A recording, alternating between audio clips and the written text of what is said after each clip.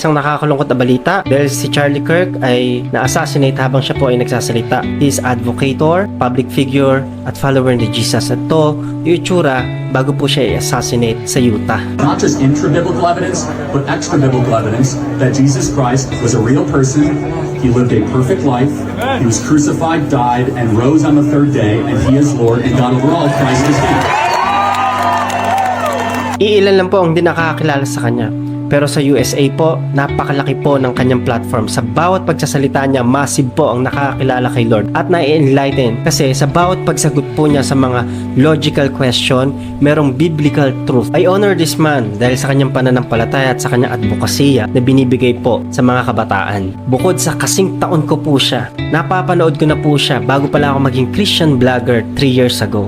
While I'm full-time pastor and public figure, ito lang gusto kong sabihin po sa inyo. Sa panahon na namatay ang isang lingkod ng Panginoon, we can grieve, we can pray for his family. Pero tandaan natin na sa bawat kamatayan ng lingkod ng Panginoon, mahalaga to sa paningin ng Diyos. His death is awakening to all follower of Jesus who can stand boldly without hesitation proclaiming the truth and righteousness without sugar coating na pwede nating maranasan po ito. He is a modern martyr sa panahon po natin. Kaya mo bang ipaglaban kung ano ang katotohanan? Kaya mo bang ituwid yung mga baluktot na katwiran? Issues about LGBT, issues about abortion, sin, abomination. Tandaan po natin, yung nawalang isang Charlie Kirk ay mamumultiply kung mag-i-stand din tayo sa truth at sa gospel. Ilan lang po ito sa mga sinabi niya na mas magiging makabuluhan ng ating pagkawala kung tayo magkakaroon ng impact sa mga tao dahil sa pananampalataya at paninindigan natin sa Panginoon. If you could be associated with one thing,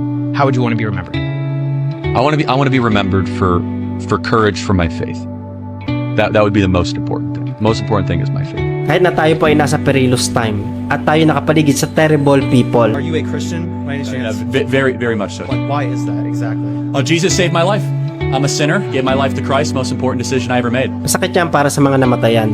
Pangit ang itsura kung titingnan ng mga hindi nananampalataya sa Panginoon. Para sa lahat ng follower ni Jesus, ang mabuhay kay Kristo at ang mamatay ay pakinabang. Sa gumawa po niyan kay Charlie Kirk, ay Diyos na hahatol. Ang Diyos ang gaganti.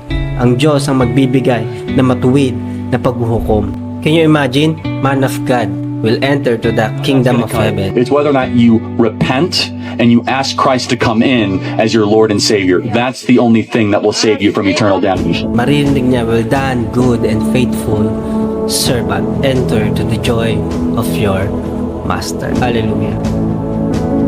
Jesus defeated death so that we can live.